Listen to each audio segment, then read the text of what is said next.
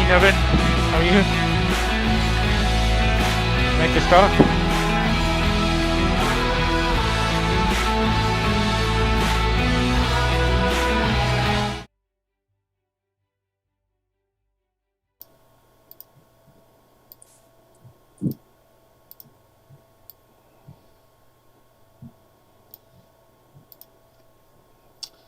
Hello.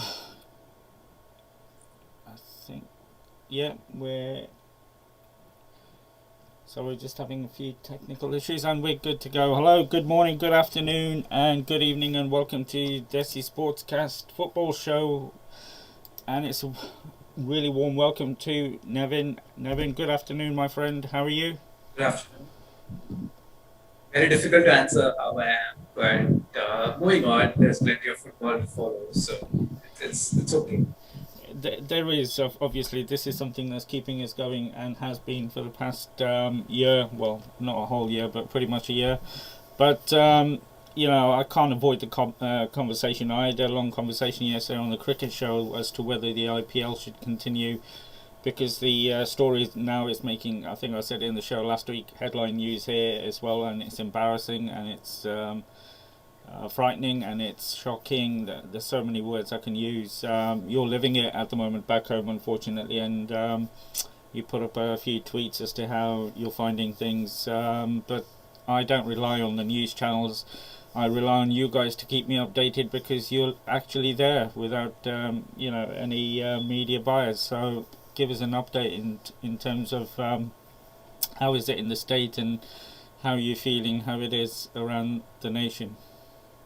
Uh, Around the nation, it's pretty gloomy, and whatever the foreign media has been reporting, I think they've been pretty spot on. In fact, we would like to thank the BBCs and the Australian media and everybody else too, because they've shown the courage despite a lot of government pressure to go out and report and tell the real stories of what is happening. Because our media doesn't exist. We're just a mouthpiece for the government. So the if you talk about the country, it is gloomy. I have friends calling in, sending all these requests. Simply because you have a certain following on Twitter, a lot of people are sending you messages saying, "Can you amplify this?" Because this country is run by Twitter. If a New Zealand embassy have to tweet out for oxygen, imagine how bad it is. If an embassy has to do that, and Really? also tweet to an opposition party, it's just ridiculous in so many levels, and the denial from the government that something like this is going on. So yeah, I mean it's absolute chaos. With respect to the state, Kerala is definitely one of the better of states in terms of in health infrastructure, and not necessarily in terms of the cases, but health infrastructure wise, we are perhaps the best in India. But from what I can understand, and I've made a lot of calls myself in the last few days, is that with respect to ICU and ventilators, we are still short. So there is a real problem when it comes to getting ICUs and ventilators. The state didn't prepare, so there is no shortage of oxygen. There is no shortage of beds. But what I think has gone wrong, or what I think we have to admit that this is not something that you and I would have also predicted, is how lethal this new strain of COVID is. So, a lot more ICUs and ventilators are required. So, the state didn't foresee these many cases going into the ICU. So, I hope they are making necessary changes. We've also had the elections today. The results are being announced right now as we speak. So, I think the hanging government is also not really helped. Nobody knew who's going to take over after today. So I hope the new government comes out very strong and we do something about this because it is dire. It's a I stay in Kochi, and in our district there is no ICU bed available. So Well, a lot of people are going to nearby districts, and so it's really scary. but I suppose one positive, well, little positive is there's no issues around oxygen there by the sound of it. Whereas in other parts of the country, people are dying because of the lack of oxygen availability. And well, I don't know. I'm just fed up with it. That how can you get it wrong? I understand our health infrastructure around the nation isn't where it should be, anywhere near where it should be. Totally get we got. If I may add, my good friend in Chennai, she spoke to a security guard in the building and asked him if he had vaccination. He said yes. So she asked him if you had both the vaccination, and he was unaware of there being a second dose. This is Chennai. This is metro city. This is where there is supposed to be some sort of awareness. So this is India. I'm telling you, this country is ruled by, for the lack of better word, morons who don't understand this country. Not a lot of people have access to phone. Not a lot of people can read their English messaging. Not a lot of people can read Hindi. You are. It is bizarre the levels of communication, and it seems like people who are unaware of what the country is running this, are making the programs. How can somebody not know there's a second vaccine that we must take in a city? So imagine the villages, imagine what is happening, what myth is being, propagated. It's sad, Bharat. I'm telling you, I don't know the numbers. This is just me guessing, but at least 80% of deaths were avoidable. It's lack of oxygen, denial from the state, miscommunication. I took my mother for the second vaccine a few days back, and there was a huge crowd there. And the reason for the crowd is that a lot of messaging went out in newspapers saying that people can just walk in and get vaccinated. When the actual deal was you need to register through the app. So the confusion caused a lot of people to come there. There's a huge crowd, there's no social distancing. And people like me, who I think, on realistically speaking, now we are hearing that we'll get vaccinated by August, September. Wow. And people like me, because we have to take our parents, we are also being exposed to this. The complete chaos, the lack of communication, and this nauseating PR. I have no other word for it. It's just everything is okay. We have oxygen here. We don't want anybody's help. We are a great country. We are proud of. Why is China interfering? This, that. When it is just a distraction, it's just trying to take away the eyes from the real problem. If you really don't like China so much, why are you playing IPL sponsored by Vivo right now? It's a Chinese company. You have your major tournament. You are saying, oh, this is great employment, whatever, and you're playing that tournament right now in Delhi. Well, that stadium can be converted to a multi-bed hospital for a lot of people. I'll come to Taking that. away infrastructure. Oh, I mean, even forget that. Forget the infrastructure.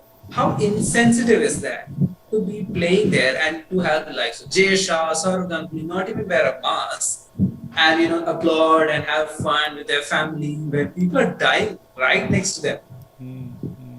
Is this the kind of messaging you want to give out? That it's okay, we're rich, or we can just fly out to UK. Apparently, a lot of jets flew out from India with all the super rich conveniently to UK. These are the guys who spread. They'll go bring it back to UK. They'll take again. There will be another. The entitled and the privilege have ruined the world so much, and we will not question it. We will just say, "Oh, people are poor, or people are not wearing masks, and that's the reason why." I'm telling you, this country is run by a set of people who have no idea what this country is about. Yeah, I mean, it's sad because there's so many lessons that could have been learned and that could have been prepared. I mean, to be fair, this government here in the UK, we messed up with the second lockdown as well. It came too late, and we had a huge spike for the size of this nation over December, January. You know what we were going through. We didn't learn the lessons from New Zealand, although that's a much smaller island, different issues, but certain things could be learned. It's just that shocking element of not being able to learn from where it's working. And the one thing that I have to thank this government for is the vaccination rollout. I think that's the only thing they've got right so far in terms of this pandemic, and that's the sad thing that I thought naively, because India is renowned for this polio vaccination day they have every year, which I have heard good things about. That huge numbers of vaccinated in one single day or one single weekend or over a couple of weekends. We have all this. We have it all set up. We have a way to do vaccination. We've never charged for vaccination. We understand this is a country that is in desperate need for all the aids that we can provide them. It's just bizarre that you have to then commission to just two parties to make the vaccine.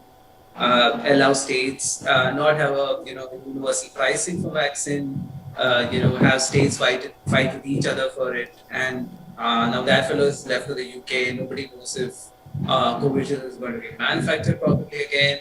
The ruling party wants to blame the opposition for putting pressure. Now, what else is the opposition supposed to do? They have to put pressure. There is a system here, and this country is now broken. And now you're blaming the opposition for making noise. Of course, they have to make noise. I feel they don't make enough noise. I feel they should be making much more noise. It's just, I don't know what to say. It's just, it's depressing. It's the helplessness that. Yeah, the more and you're living it and I'm thinking it, which is very, very different things, and it's just frustrating that some basic things were allowed to happen, and there's supposedly a lot more intelligent people in the powers that be than me, but you could see that some things shouldn't have been allowed to happen, including the elections. Actually, we should have waited until the summer or the autumn, and certainly the religious festivals. I think the vaccination should have gone a lot better. The list goes on, but and we can talk about it for the whole show, and we don't want to make ourselves even more angry and possibly depressed. So let's bring a bit of light and bit of joy. But I would like to, however, point out something is how the football fraternity has been amazing. We've really stuck with each other despite our differences in clubs or whatever. I hope the English media or something really covers this aspect as well. I think the likes of Darren Caldera, he's been unbelievable. He sleeps 3 hours a day, and he's just been amplifying messages. He's got a list of what number to call, whom to get in touch.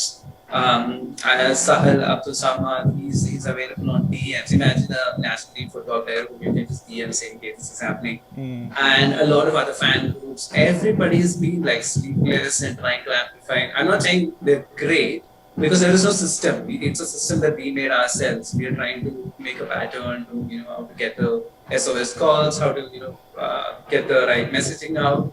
But I'm really proud of Indian football. I don't often say this. I usually am the most critical about Indian football family itself, but 80% of them have really come out. I know volunteers from Manjapada who even delivered an oximeter late in the night because the family didn't have one. So a lot of this good work, and a friend of mine did make a video, and she said these words, whatever happens, people will stand up for each other, and people will come to each other's aid.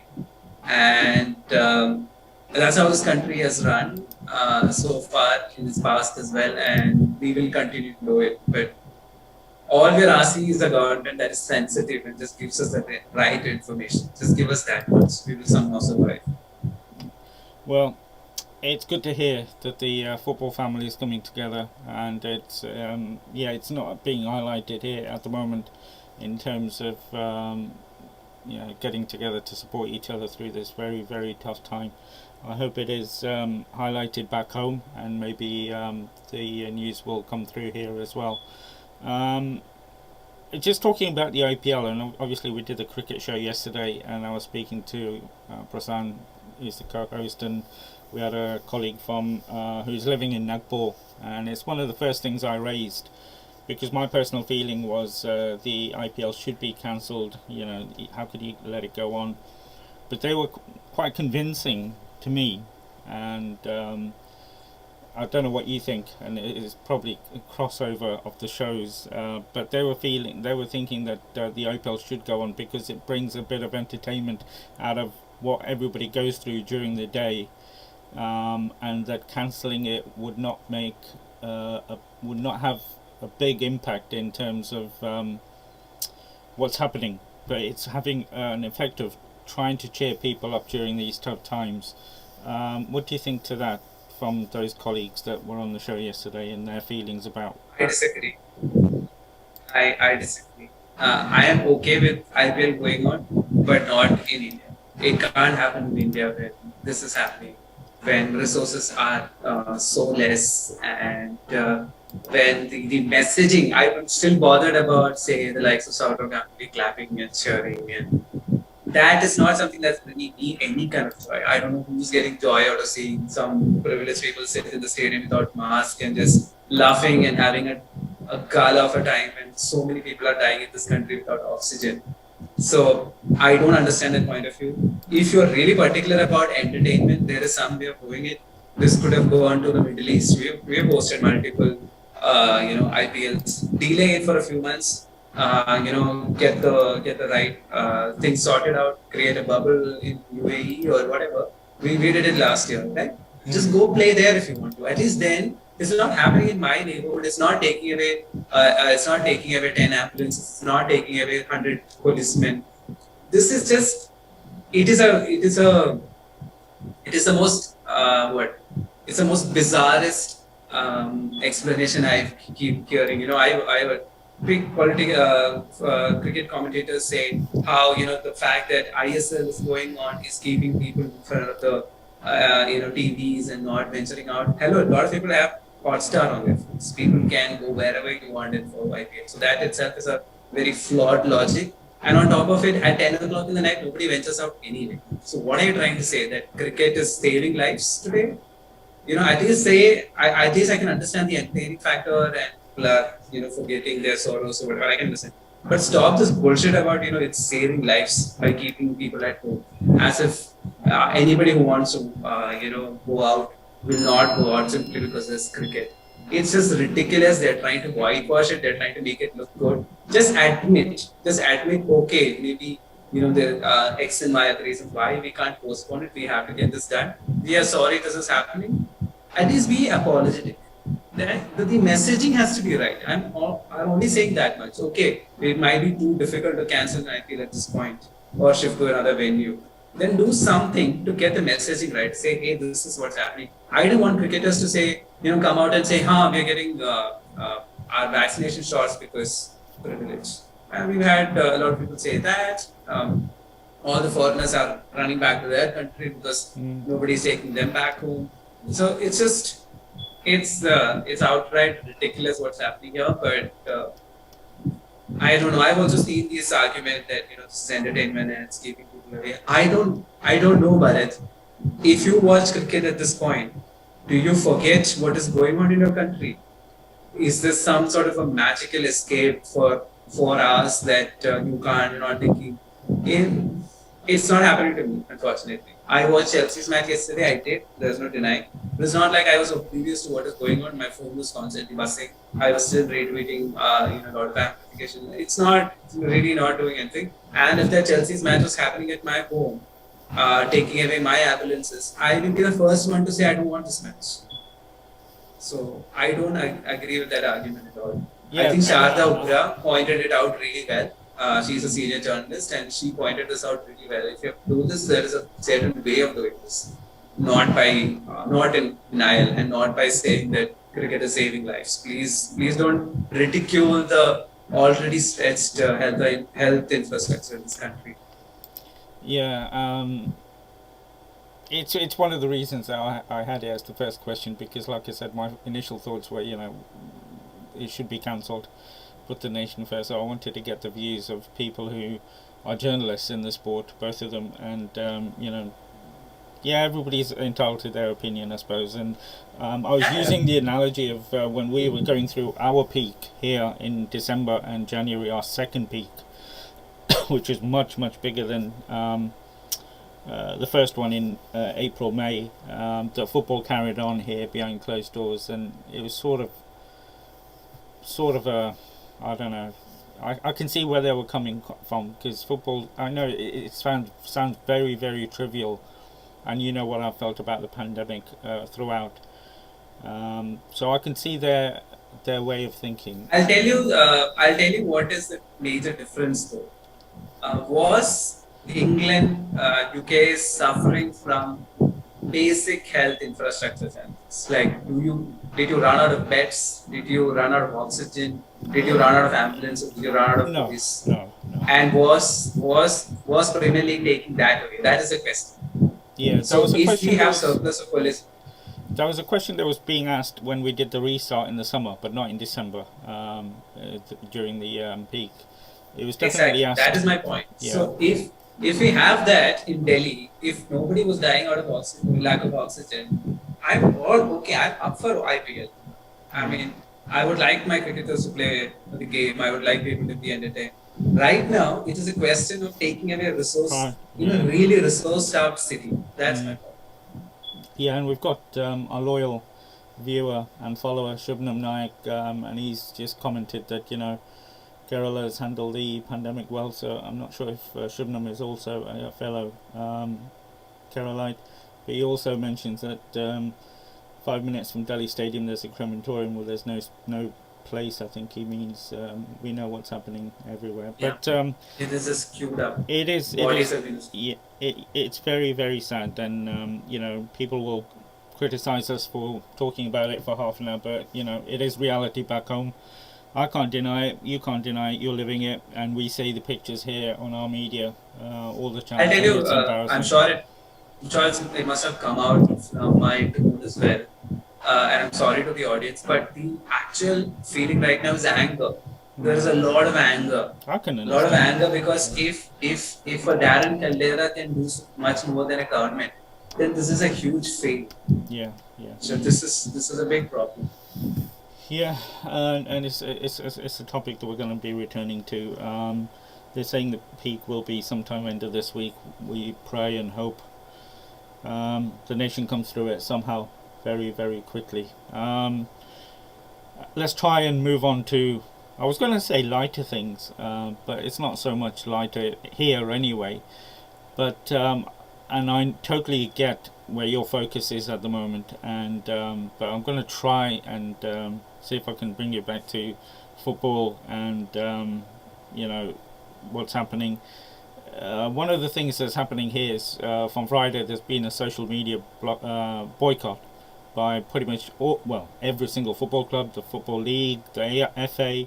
I think even the other sports like rugby union have joined in. I don't know if you've heard about this boycott and your thoughts on.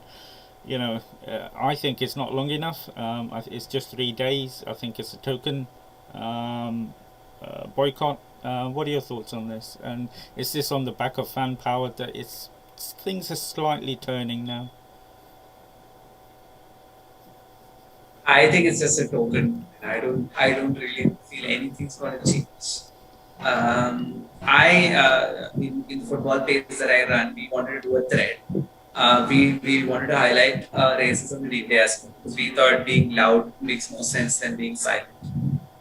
So we put out a series of, and Twitter algorithm thought we were being racist because we were highlighting racism, and it got deleted. So it's bizarre in so many ways what people are trying to do and what is the real outcome. And I think that sums up this blackout week as well. I think these football times, the page that I regularly follow, they also came out with a stance saying that we are not going to be silent. Silent is just so convenient. And the problem is who is leading this movement? It's again white people. White people deciding how they will end racism. That's just like men deciding how feminism should be executed. Right? It's a joke.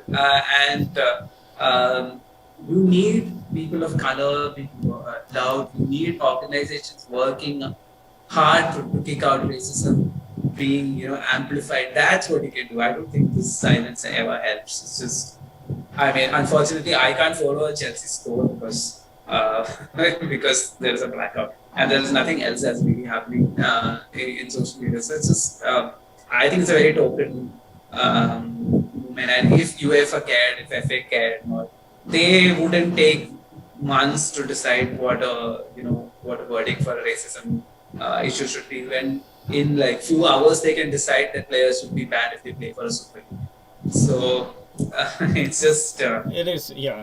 That's why I said it's a bit of tokenism here. I think it needs to be much bigger. But I do believe that some of these organisations, social media organisations, have so much control that they want to use. But as a journalist, I'm interested from your point of view because you can't get more freedom of expression than social media. Pretty much, there is a line. Even they have a line. I know it's a very very low bar that they set. But they do have one. But as a journalist, are you all for social media because it allows anybody to say anything pretty much? I mean, there is a problem with that, but you can't censor it. You have to educate and you have to, in some sense, punish people who go overboard, but you can't censor it. But The moment you put in sense, who would decide if it's social media and it's a private organization? End of the day, who would monitor? Who is there to judge what is acceptable I and think what isn't? I think that doesn't take them away from legal consequences. So if you are racist on Twitter, you can approach the court and you can do something. And I think clubs can take initiative. The moment there are fans or something, I want clubs to come out and not just kick them out of stadium or whatever. Go, fight a legal battle because they're not going to win against the Chelsea or a Liverpool if they put their mind into it. Do that 10 times, and I'm telling you, nobody's going to have be brave enough to go out and say these things in open.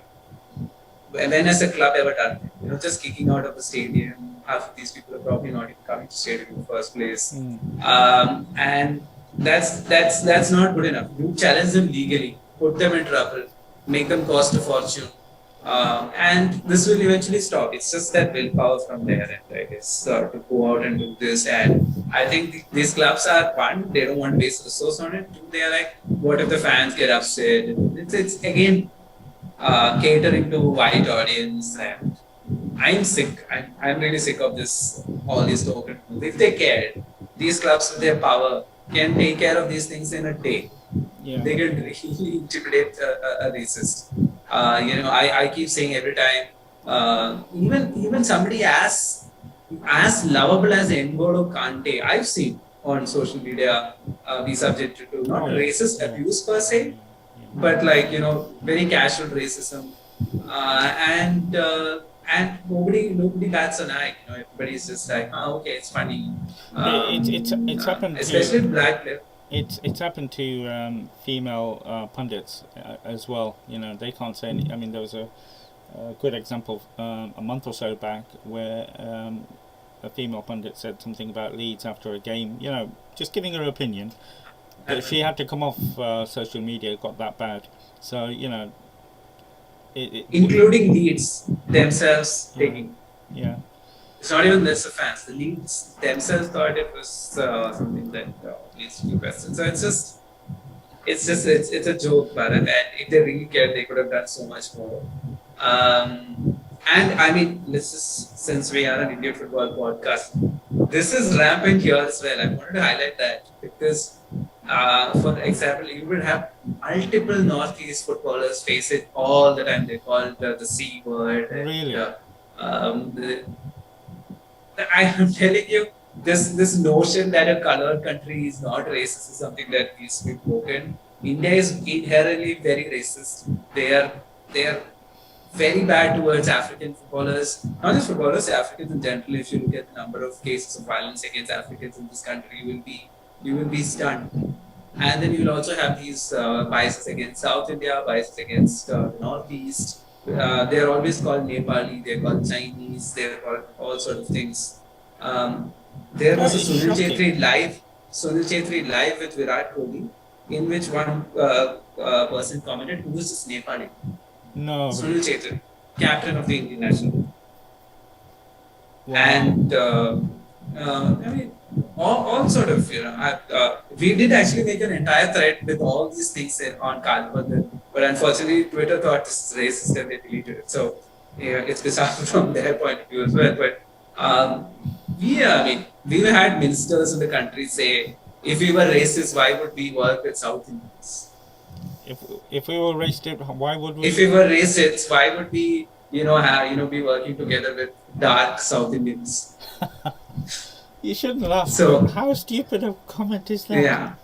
And Northeast, unbelievable. And especially even in Kerala, I got a lot of sevens matches when these foreigners are subjected to a lot of words. It's a thin line, okay? I don't know if it is incredibly derogatory, but it is essentially based on their color. The taunts and the names that they call, it's like Kalu, the Darren Sami incident. You remember the cricketer Darren Sami said, he was constantly called Kalu by his that sunrisers, and he didn't know what it meant. And later he realized, and then Indians came out and normalized, saying, "No, that's just we called from a friend, and it's not necessary." It is absolutely racist. There's no two ways about it. It's just calling him based on the color. And so you have the similar things being subject to Africans across India, including South India. I mean, South Indians generally face racism in central and northern parts, but within ourselves, we are. I know in Kerala there is some racism towards Tamilians because they are slightly darker than Malayalis. It's just a complex racist land. It's just and Northeast.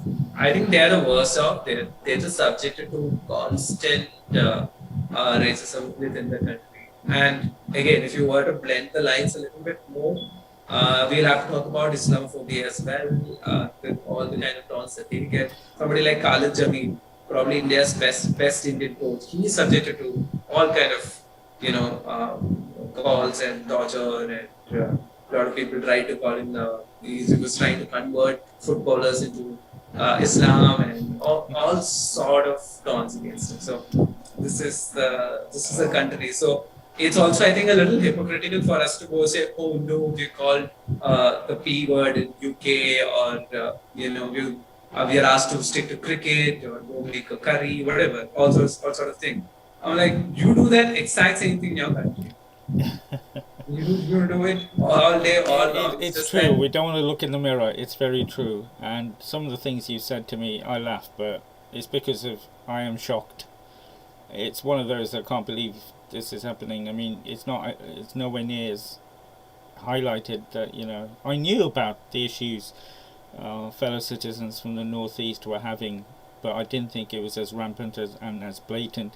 Same with people from North India and vice versa with South India, and you mentioned Islamophobia. I think one of the great things I saw this week was from my own club, Wesley Fofana.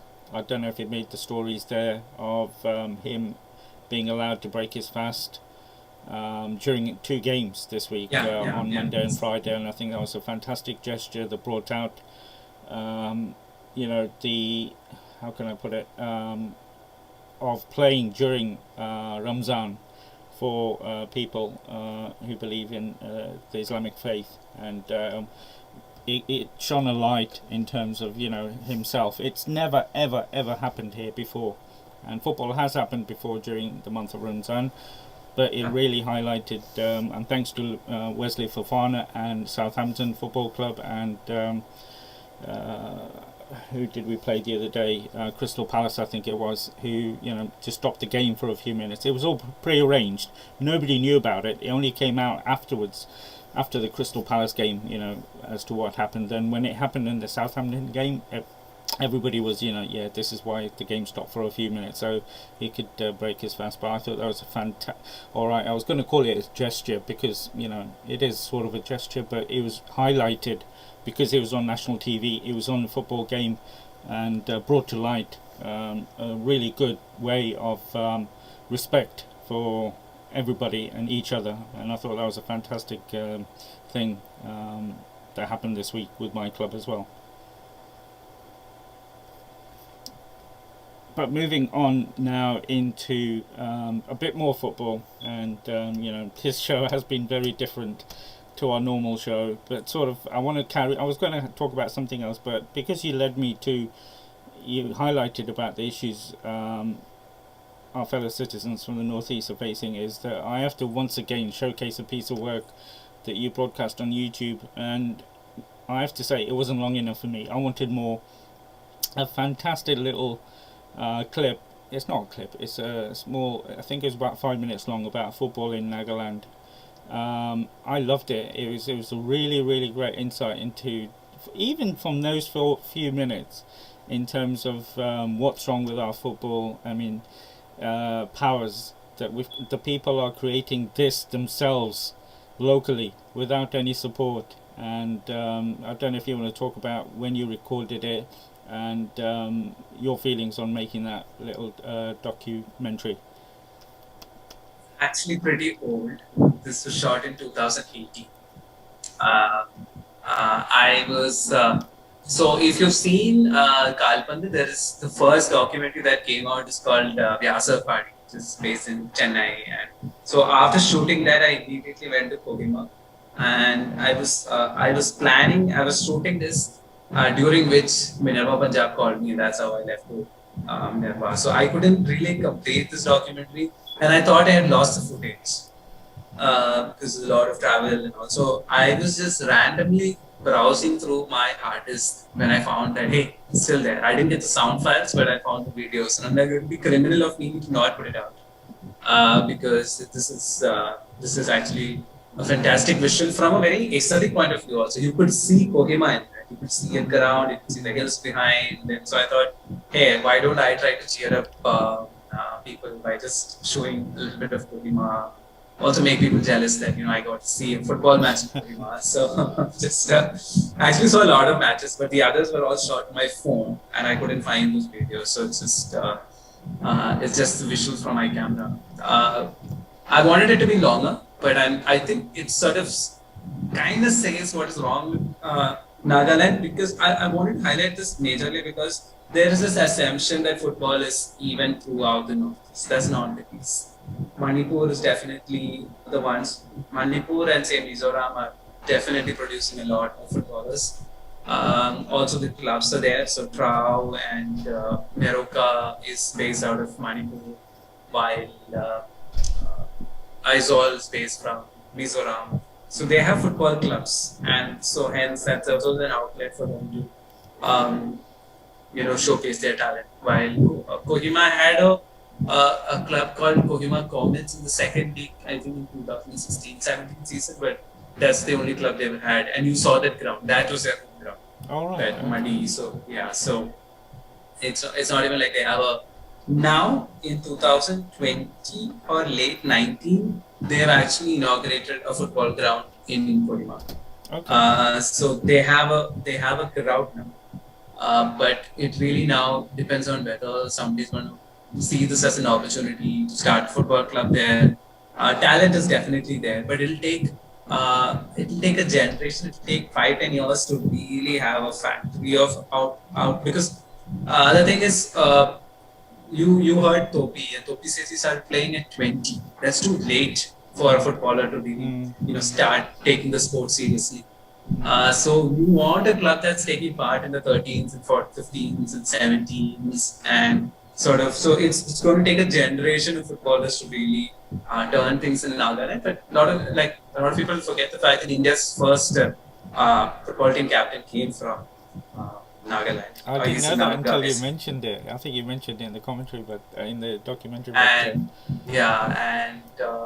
and the fact that if you've read on his profile, he was a doctor, and I'm just telling from my memory, and he had an offer from Arsenal at that point. Oh wow! Which he turned down. Yeah, so that was the quality of football we had back then, and so it will be sort of sad if the Nagas aren't playing football, because I think even Shillong, even Meghalaya, for example, they have a Lajong or all those clubs to somehow put these players out. I think Shillong will start making an impact in the next 10 years because they have a very good baby league. And the babies are now going to play in the 15s and 13s and all that. So they have, I think, put the seeds out there. So Meghalaya is also on the way up. So it'll be a tragedy in Nagaland. And I think Sikkim has also got a lot of football, but they have not really had an opportunity to make it big. I think if Sikkim and Nagaland can also really up their football infrastructure and the opportunities, I think we will have a lot more footballers from that. Well, firstly, I want to be really annoyed with you because I wanted more, and I wanted more now, as is the want of everybody nowadays. They want it straight away. You left me hanging, I have to say, because I loved it, even though it was 4 or 5 minutes long. So that's on you, my friend. You've left me in a state. I'm sorry, but I did want to make something longer. I did have another interview as well, but he refused. He said, "I will give you an interview, but I can't show his face." Right. So okay. He said, "I'll give you the interview for the information, but you can't show my face." Well, so this is Kohima Comets owner, and I was living with him, and I was sort of interning with him. So we have a good relationship. I hope once the pandemic is over and if I'm alive, that I get to go there and I spend some time absolutely because insist on the back of that because, like I said, I'm going to hold it against you for just giving me that little yeah, bit. I have multiple reasons. My best friend is also a Naga, and he is likely to get married soon, so I have to go Right. and visit him at some point. So No, there's some amazing stories coming out there, but two things that made me think. One is, if the powers that be, we had the powers to be that we deserved, and football deserves, the amount of talent that's available there with a little bit of support and infrastructure, it's unbelievable. And the second point is, this is where Northeast United are missing out, don't you think, in terms of not holding regular camps, not having community projects in these states? I mean, after all, they do represent that part of the nation, but I don't think they are developing or having that community outreach. In probably due to like financial difficulties of actually pulling it through. So it's not like you can blame that to like 80% of ISL clubs. What are they doing in terms of grassroots and all that? They're not doing much. Valencia and FC Goa, but FC Goa is easier. This is just Goa. There's already a good Goa Pro infrastructure League. there. And they have to just worry about one state when you're asking a Northeast to worry about 7 states. So it's But not. I don't want to put all. I think even a little bit will go a long way if they started doing that. Absolutely. I think it will go, considering what's there But now. what I'm also trying to say is that Northeast is not one entity. I think it's just a mainstream Indian imagination that they are all similar. And they have a lot of differences with each other. So even if you look at, say, Nagaland, there are, I think, 7 to 9 Naga tribes there. And it's not like they have a great relation between each other. So even if you look at a football match, you'll be seeing an Angami tribe versus another tribe. So all these sentiments are still very strong here, and this is similar across. So if you look at Mizoram, there are Khasis, and in Manipur there are the Meiteis and Paites, and Nagas there as well. So there is a lot of these divisions. So this idea of a united Northeast might not really transpire. I think that's just it's just a very mainstream Indian imagination to hold them together. Instead, I feel the best way out is to have more clubs there. You want the Draws, you want the Shillong Legends, you want them to be playing in the main league. So if they care, what I would say is like subsidize them, give them the extra money, give them something so that a Draw and Shillong Legend is competing with Northeast United. And Northeast United also knows that they can't just sit there thinking that they'll get the best players and think. Compete. We need competition. We can't just have this one team for Northeast. Ideally, in top division Indian football, which is ISL these days, I would want 3 teams for Northeast. It can't be just Northeast United. Because Northeast United, in terms of position as well, it's quality. So almost mainstream. It's mainland India.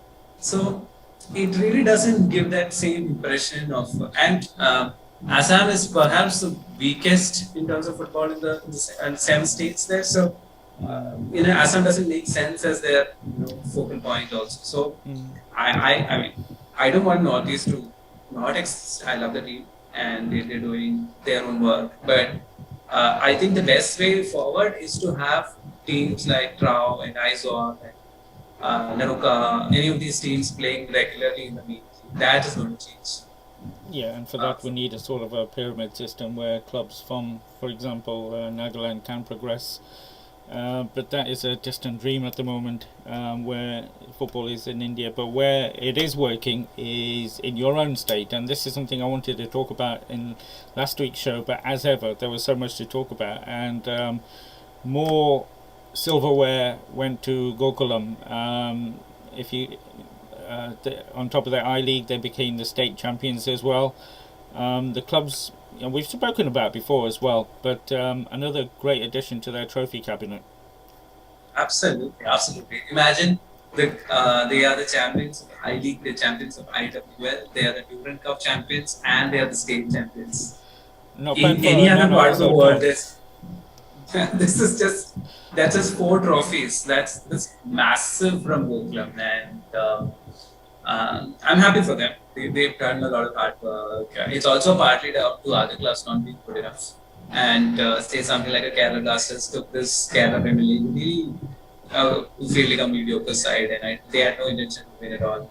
Um, but Gokulam, I've told you this before as well. They've always wanted to win things. They know that winning matters, and I've said this to you in earlier episodes as well. I think nothing works best for PR as success. Winning trophies, and that's the biggest PR. Yeah. There's no, I mean. I might be getting into controversial territories here, but like you can do a lot of social work and all that, and that's all good. But it's on-field success that really will drive the audience to supporting you, and in that sense, Gokulam is doing it right. They're winning big.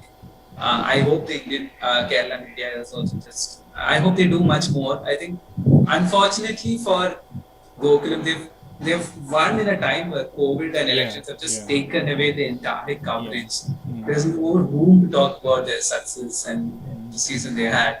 I probably should do a video with one of them so that we can put it out on Kalpat or something. But a massive success, and they deserved it. Yeah. I felt a little sad for KSEB.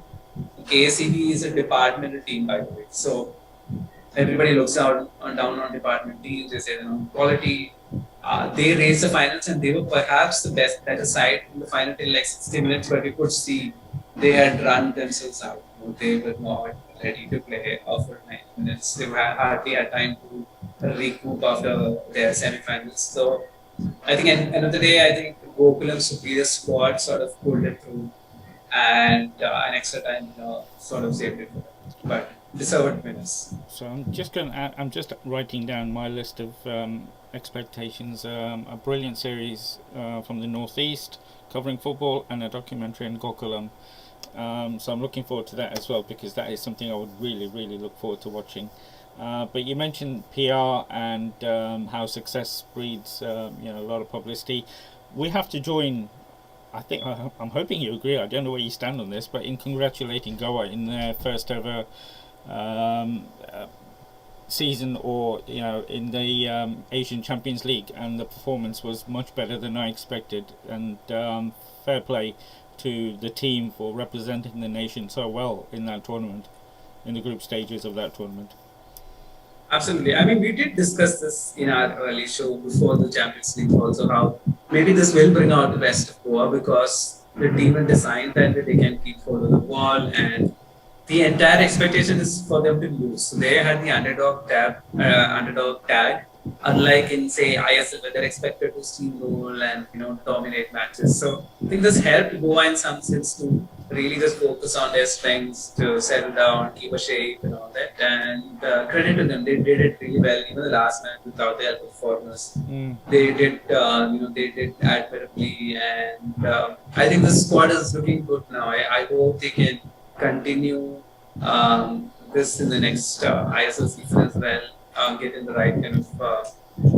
The best thing about Goa is the reserves that keeps coming from Goa itself. They have very young, like whenever there is a need, like when there's suddenly a shortage of a left back, there's already another person ready. And that's how to run a football club. You don't have to go shopping all the time.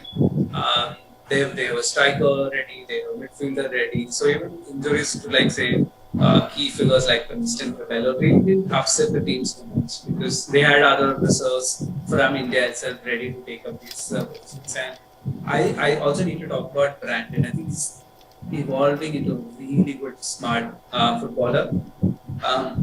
If I may say so, it's probably like unfair as well, probably, but coming from a Chelsea fan, I like him. He is like the Mason Mount for me because of the versatility. He can play in an attacking position. He can play in a midfield, a deeper position as well. And whatever position he's being put, he's working hard, and he's providing the spark required. 2 assists or 3 assists in the AFC Champions League is no mean feat as well. So credits to him as well. Yeah, and just on the back of that, very, very unlucky to get that late equaliser by Al Rayyan, but it was good to see an All-Indian 11 playing really well, and still they lost 2-0 to a team from UAE, like our national team, but it was also a good sign that the Goa team management allowed the foreign players and the coaches to leave before the restrictions set in. So that was a really good act from them as well. But I think it will also incentivize the Goa players to play in the Champions League again, and they'll really be they're fighting for the league title always, but even more now that they've had a taste of this, because like you said, they're all young Indian players and they'll want more. So I think it can only benefit our football that they've had a taste, and they've held their own. So fair play to Goa, and I'm glad they're getting all the plaudits. BFC. It's personally also very exciting to see young Khan Chote. I worked with him at Minerva, little kid back then, and so we've had a lot of meets together, played FIFA together in Rome. So to see Chote play in like arguably the biggest venue for Indian football was very satisfying for me as well. I felt like this elder brother, very proud of seeing a youngster play. We'll have to get him on the show. Fantastic. And BFC have now finally got their opponents. I don't know how they managed it because the game was cancelled, but somehow they're going to be playing the team from the Maldives, which I think will be slightly easier than the team from Bangladesh. So they've got their final qualifying game on the 11th, I think, of this month. So hopefully they'll go through and represent the nation in the group stages of the AFC Cup. Last week you said that you wanted PSG in the final of the Champions League. That's not looking like it's going to happen. I was so disappointed with PSG, and we will talk about your team as well very quickly because we talk about them too much.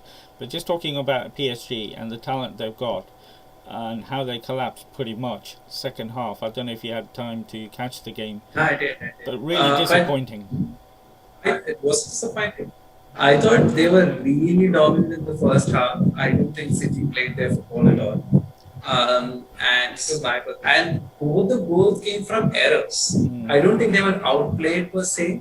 Of course, the conceding meant their mentality changed and all that. But it was like Elo Nama's mistake of first goal. I think he misjudged the curve of a De Bruyne cross. And secondly, a wall sort of breaking. Yeah. To allow a ball. That's poor football. It's not. I mean, I don't necessarily put it down to Pochettino's tactics or the likes of Neymar or Mbappe not performing. I thought both of them were absent in the second half, and they should have probably done something to get Mbappe more on the ball. He is the generational talent out there because Neymar was there, but. Maybe drop him down a little, or play Neymar more centrally and ask him to release Mbappe because he's got pace to burn. He can outrun anybody. So I personally feel the tie is not over yet. Really, I still feel there is something in PSG if they are willing to risk it, because imagine, look at the talent they have. Exactly. I think and Di Maria also had a good game. I think. He did. Yeah. I think if the front three and Verratti, I really like Verratti. I love Verratti. So if these four players can have another good game, I don't think this tie is anyway over. I don't think City should be relaxing. You say if they can have a good game, they need to have two good halves. Like you said, they had a very good first half, but what happened during the halftime team talk? They just didn't come out, and Man City dominated. I know they're both. But like again, this is the bewildering part of Manchester City for me. When Mahrez and when Foden is on the pitch, they are a very good side because they are attacking and they are not putting both Rodri and Fernandinho. And I thought Chelsea was so lucky in the semi-final because Pep went with the squad without these players, and so if Gundogan, Foden and Mahrez plays, I think they are a very strong squad. I thought Mahrez had a brilliant game. Yeah, second half anyway. Yeah, he had a super. So it will really depend on what Guardiola is thinking. If he goes and plays Fernandinho and Rodri, I'm telling you, PSG is going to win this game. It's really City believing in their talent and going to go back and think we're still going to attack. Because if they're going to sit back, I think PSG has enough talent in them to score from. They don't need to be inside the ball. But I don't know if it's their mentality. I don't know if it's the Neymar mentality of once things start going wrong, it just Yeah, spirals. So let's that's see. I mean, I think this is the biggest challenge for Neymar as well. I think if he really wants to establish himself as a great, this is a match to do it. You and know, to do something I just fear phenomenal. for them if Man City get the first goal. I think it'll be game over. I just can't see the fighting I really spirit. want City to score a goal because then we'll have an entertaining match. I don't know if we will. I don't It know should if be. PSG, the players, I know Verratti we just spoke about and Di Maria, but the likes of Neymar, he has a lot of influence in that team, and I just think I don't know if they've got the fight in them to come back and Again, score. I think Marquinhos has developed himself through Thiago Silva. I think he's a good captain, and Yeah, I'm not giving up. I'm at least expecting a very entertaining match. I yeah, don't think yeah. City will have it easy for 90 minutes. Well, here we're looking forward to an all English final in terms of Man City against Chelsea and Arsenal against Manchester United. That's how optimistic people are here that it's going to be a Premier League in both the finals. Are you hopeful for your boys getting there? I think they've got a very good chance at home. But I think they missed winning. They should have won against Real Madrid there. I thought Zidane got his tactics wrong. They were really exploiting a lot of spaces. N'Golo Kante had like an unbelievably free match against a midfield three. I mean, ridiculously talented midfield three, allowing an N'Golo Kante to dominate. It won't happen. It won't happen in the next match. I don't know if Valverde is fit or not. I don't know why he's not playing for Real Madrid. But even a player like Isco would make a huge difference if Chelsea are going to play Jorginho in the midfield, because I don't think he's got the legs to challenge a full throttle Real Madrid side. So it'll be interesting if Zidane switches to a diamond midfield, then Chelsea are in trouble. If he's going to play with the same three, I think there might be some spaces, especially I am also hearing Marcelo is injured, so he might be missing the match as well. So I think Mendy is also injured, so I think both their left backs are not available. So it really depends, and I hope Tuchel also sort of understands that he can't sit back. This is not a side that you can afford to sit by, because the likes of Toni Kroos can score from anywhere. Yeah. Modric, Toni Kroos, they can dictate things from if you give them space. So you have to keep attacking as well, and for that you need the likes of Pulisic, you need the likes of Ziyech. Havertz had a good game yesterday, so Yeah. it'll be really interesting to see how I wouldn't even mind playing the likes of Mount in a deeper position with N'Golo Kante, because I think he's more versatile, and I really hope Kovacic is fit, so that Kovacic would have been perfect for that role, I think, because he drives, he will carry the ball forward, and he's got the ability. I think it would have been a good match, Modric versus Kovacic. It's sort of unfortunate that he picked up an injury.